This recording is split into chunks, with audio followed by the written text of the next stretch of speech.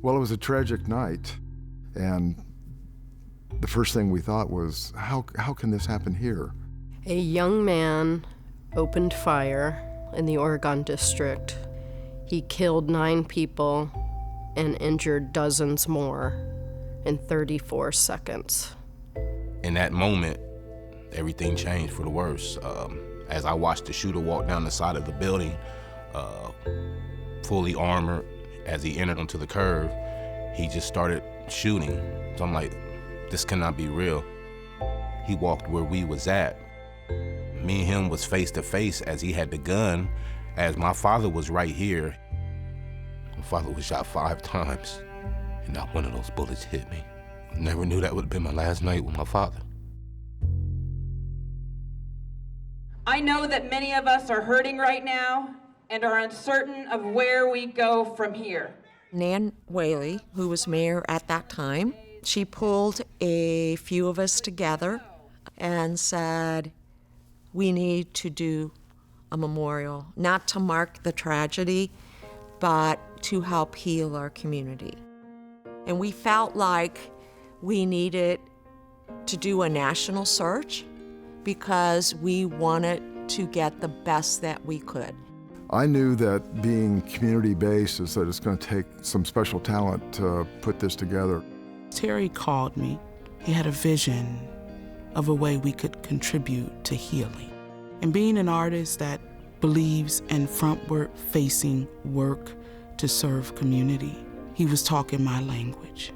I had worked with Terry and Sierra separately on different projects, and they are amazing artists, and they also are community artists. And so I felt like we aligned in our overall artistic mission. As we started on the project, I brought to the team's attention that I really do think that we should add James Pate. And from the moment we met with him, he jumped right in and began to contribute to the process. He's got a unique outlook and history and understanding of the local culture, much as anybody. I was sort of like, what was it, Ringo, the drummer that came to the Beatles after they was, yeah, so I was like Ringo Starr. You know? Yeah, I wasn't the original drummer, you know. Out of 61 applications and a national call for art, which included designers, architects, public art firms, our winning design is awarded to these 4 Daytonians. So they are Terry Welker, Jess McMillan, Sierra Leone, and James Pate. Thank you. So I felt like we had the dream team. We're all very different from each other, but we all love and respect each other as well. We each bring something different to the table creatively. My part was to lead the mosaic that the community would create. Day 1. We modified the seed of life to represent 9 seed shapes for each of the victims, as it is a symbol that represents all life and death, as a cycle and as an idea that there's more than just us. We begin by taking 2-inch by 2-inch ceramic tiles and breaking them into 3 or 4 pieces, but the tiles get put back together. So it's, when you think about the analogy of a broken community being put back together, it's like sometimes we get broken, but we can get fixed. Having the mosaic events where we have over 5,000 people participate created that bonding, sharing opportunity. In the end, it's not just 4 artists, it's 4 artists and 10,000 hands.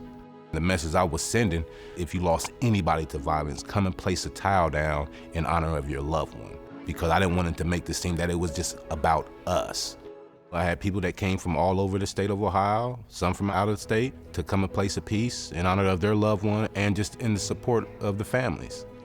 While we were doing it, we had to take it one day at a time. It taught me more about grief than I've ever known.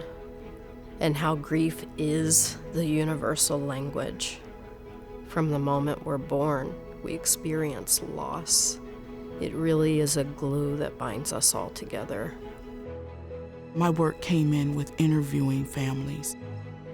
They were quite grateful that we were all present at some of those sessions, that they could talk to us and see us. They could see that we cared and that we remembered, because that was the one thing they said.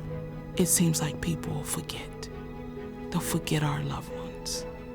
They'll forget. They won't remember.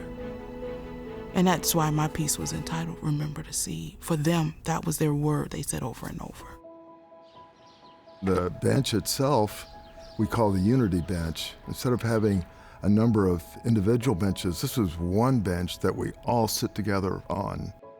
The Unity Bench really became a key element. The featured component of the memorial is 9 growing seed-shaped structures that represent the 9 people who were killed that morning. And all together, when it comes together, it took on a different appearance. It looks like an eternal flame to me now. Today is the 5th anniversary of the tragic event that is burned in our hearts and minds. And so it is only fitting that today we dedicate this sacred space. At the unveiling, for me, to just see the parents, the relatives, did they have peace? And was this a place that they would come to and sit and remember their loved ones? And also for our survivors, did they feel seen? It's been 5 years. 5 years, that's a long time to hold something and bring it across the finish line for peace and healing. I kept saying that this marks the end of the process, but I soon realized the completion of the memorial was just the beginning. The memorial, to me, it shows the resilience of Dayton, Ohio. I hope that it serves as a sacred ground for healing, for life, and I hope that people love it and cherish it. There's a lot to discover.